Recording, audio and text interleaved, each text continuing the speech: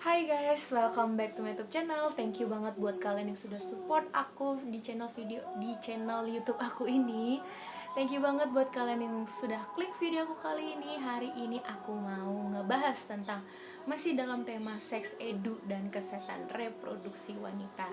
Nah, banyak banget yang masuk ke DM aku itu tentang posisi seks yang baik untuk mempercepat program kehamilan, dan waktunya tuh kapan sih kalau mau berhubungan seks itu biar cepat hamil. Nah, di video kali ini aku akan ngebahas tentang posisi seks dan waktu yang tepat untuk melakukan hubungan seks itu kapan agar mempercepat terjadinya kehamilan. Penasaran? Jangan lupa di like, comment, and share dulu videoku kali ini. Setelah kalian like, aku kasih tahu posisi seks itu yang baik yang dilakukan itu gimana aja dan waktunya tuh kapan aja. Aku tunggu. If it's meant to be, it'll be, it'll be. Baby, just let it be. So won't you ride with me? Oke, jadi aku pertama mau ngebahas tentang waktu dulu ya, sebelum kita masuk ke posisi seks dulu ya. Oke, bahas posisi seks dulu.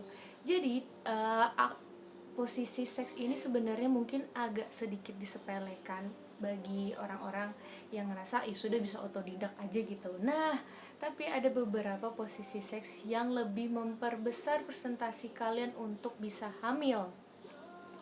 Posisi seks ini juga harus adanya kerjasama antar pasangan wanita dan laki-laki. Jadi yang nonton ini bisa nanti didiskusikan kepada pasangannya, baik itu pasangan wanitanya atau pasangan laki-lakinya. Oke, posisi pertama.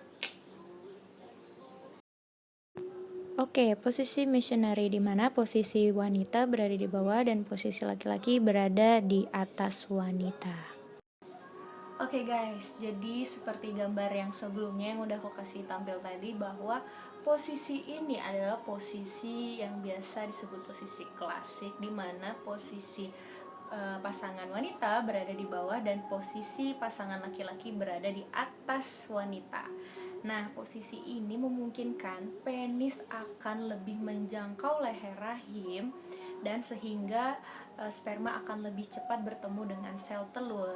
Nah, tapi bisa diimprove lagi kegiatan ini agar perjalanan sperma ini lebih cepat dengan cara mengganjal bantal di pinggul pasangan wanita kita, agar gaya gravitasi ini akan membantu perjalanan sperma ini lebih cepat bertemu dengan sel telur gitu. Atau kalian juga bisa in deep missionary, atau dengan kegiatannya itu seperti pada saat sedang berhubungan seks, kegiatan tambahannya adalah kaki wanita berada di atas, jadi diangkat ke atas, lalu kalian melakukan hubungan di mana penis dan vagina bertemu, lalu pada saat ini pasangan laki-laki akan merasakan sensasi gairah yang lebih tinggi sehingga produksi spermanya akan lebih banyak. Begitu juga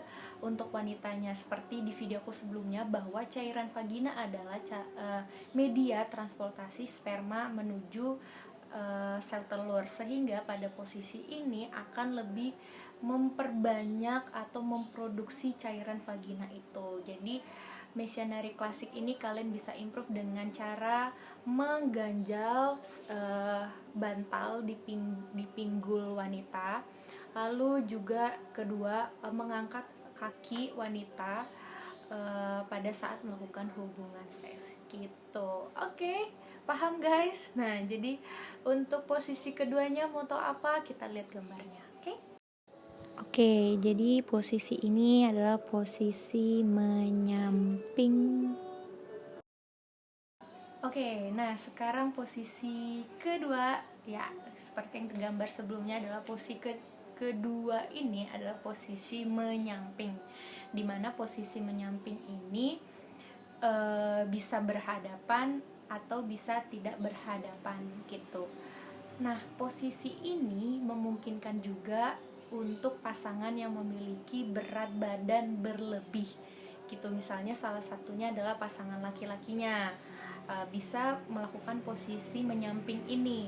Karena pada saat posisi menyamping ini, penis akan menjangkau leher rahim dengan lebih jauh dibandingkan kalau misalnya dia melakukan missionary style gitu. Jadi cocok untuk pasangan yang memiliki berat badan berlebih gitu guys. Lalu seperti yang tadi aku sebutkan juga, untuk posisi ini sebaiknya kalian melakukan dulu kegiatan seks sebelumnya, yaitu untuk memperbanyak cairan vagina gitu. Kalian bisa touching satu sama lain, atau kalian bisa melakukan sentuhan di bagian sensitif sehingga produksi cairan vagina akan lebih banyak, dan media atau mobilnya atau transportasinya sperma menuju sel telur akan lebih cepat gitu, sehingga persentase terjadinya kehamilan lebih banyak gitu. Oke, lanjut. Yang ketiga, posisi apa itu? Posisi ketiga, menggunting. Nah, posisi ketiga ini juga disebut dengan posisi menggunting atau posisi cross, di mana kaki pasangan saling mengapit.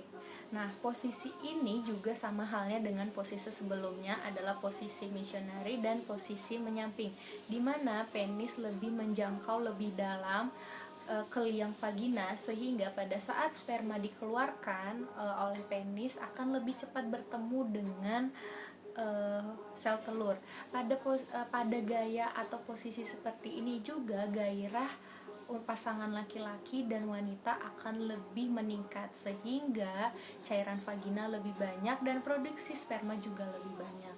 Nah, ini bisa kalian komunikasikan kepada pasangan kalian.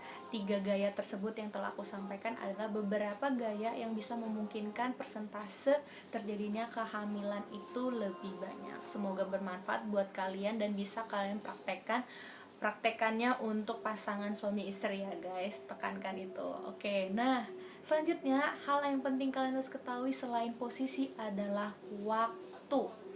Waktunya kapan sih yang tepat itu untuk melakukan hubungan seks? Kadang orang ya udah, yang penting aku udah rajin nih ngelakuin hubungan seks 3-4 kali dalam seminggu, tapi kok nggak hamil-hamil aja ya. Nah, ini kalian kadang ada hal yang terlupakan atau memang dianggap sepele gitu. Yang penting melakukan aja, terus usaha aja terus. Iya benar, usaha terus, tapi ada hal yang penting kalian harus perhatikan. Yang pertama, waktunya. Kapan sih waktunya tuh? Pagi kah? Siang kah? Malam kah? Atau kapan sih? Nah, yang paling tinggi persentase untuk terjadinya sebuah kehamilan adalah pada saat pagi hari gitu. Jadi pada saat keadaan tubuh memang sudah diistirahatkan, pada saat ini sperma akan lebih berkualitas dan lebih banyak gitu dibandingkan pada saat pria yang belum melakukan istirahat terlebih dahulu. Jadi misalnya habis pulang kerja gitu, wah harus ini nih rajin nih karena katanya 3 kali seminggu harus ngelakuin. Jadi habis kerja dia mandi, terus malamnya beraktivitas melakukan hubungan seks gitu. Nah, ini mungkin bisa kalian lakukan, tapi akan memperkecil persentase terjadinya kehamilan karena kualitas sperma akan lebih menurun dibandingkan kalian melakukan hubungan seks di pagi hari. Begitu juga untuk perempuannya. Jadi pada saat ini juga, pada saat pagi hari juga, dimana sel telur juga berproduksi lebih berkualitas gitu. Nah, untuk wanitanya nggak hanya itu sebenarnya, nggak hanya pada saat waktu pagi atau malam hari saja, tapi pada saat masa subur atau masa ovulasinya. Nah, gimana cara menghitung ovulasinya? Jadi wanita ini harus punya kalender dan harus punya nyatat, atau kalian punya aplikasi, banyak aplikasi-aplikasi di Android atau iOS yang menyediakan jadwal ovulasi kalian itu kapan. Jadi ovulasi itu 14 atau 17 hari setelah menstruasi. Nah, pada saat hari itu kalian bisa berhubungan intim atau berhubungan seks lebih rajin Nah gitu, jadi pada saat itu sel telur akan berkualitas dan sperma yang sudah diistirahatkan semalaman. Nah kalian akan melakukan hubungan intim di pagi hari, maka itu akan memperbesar persentase kalian untuk hamil gitu. Jadi paham udah ya, posisi seksnya sudah, terus juga waktunya kapan itu juga sudah. Jadi waktunya adalah pagi hari yang lebih baik dan sudah istirahat sebelumnya dan dalam keadaan sehat dan tidak stres. Itu yang penting untuk para pasangan ketahui, untuk terutama yang sedang program kehamilan ya gitu. Tips terakhir, mau tahu tips terakhirnya apa? Jangan lupa subscribe dulu. Aku nggak capek-capek untuk mengingatkan kalian supaya aku lebih berkembang dan bermotivasi. Tips terakhir yang perlu kalian ketahui untuk para pasangan ini yang sedang memprogramkan kehamilan, gak hanya posisinya, gak hanya waktunya saja, tapi juga hal setelah melakukan hubungan seks yang perlu kalian ketahui adalah usahakan setelah kalian melakukan hubungan seks dan pada saat sperma juga sudah dikeluarkan, kalian harus istirahat terlebih dahulu 15-20 menit. Jadi pada saat sudah sperma dikeluarkan dan penis sudah dikeluarkan dari liang vagina, nah kalian bisa istirahat berdua gitu untuk merelaksasikan ke tubuh kalian, karena pada saat berhubungan seks itu energi juga dikeluarkan cukup banyak. Nah pada saat rileks ini juga diusahakan untuk wanitanya mengganjal mengganjal pinggulnya dengan bantal dan sesekali mengangkat kakinya ke atas. Nah, pada saat ini juga gaya gravitasi akan mendorong mempercepat sperma untuk laju kepada dinding rahim, kepada rahim di mana sel telur sudah menunggu untuk disamperin gitu. Jadi pada saat itu diharapkan sel telur dan sperma sudah bertemu. Nah, di sini kalian harus jangan sampai nih wanita nih udah selesai nih, tapi karena kalian melakukannya pagi-pagi kan, terus harus masak nih dan langsung beraktivitas fisik. Jangan dulu beraktivitas fisik, istirahat dulu 15-20 menit. Begitu juga laki-lakinya, jangan udah selesai nih ya, terus habis itu istrinya disuruh mandi, siapkan aku sarapan dan lain. Jadi komunikasi penting banget pada saat habis melakukan hubungan seks, terutama pada pasangan yang memang sedang menunggu-nunggu untuk program kehamilan begitu. Jadi aku sampaikan ke kalian untuk komunikasikan kegiatan seks ini dari posisinya, waktunya, dan setelah kalian melakukan hubungan seks.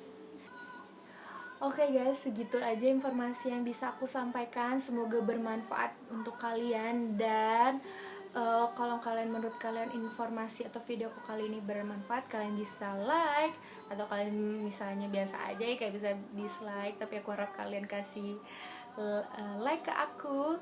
Dan kalau kalian merasa ini bermanfaat, kalian bisa share link video aku kali ini, karena mungkin banyak di luar sana yang gak sedang programkan sebuah kehamilan.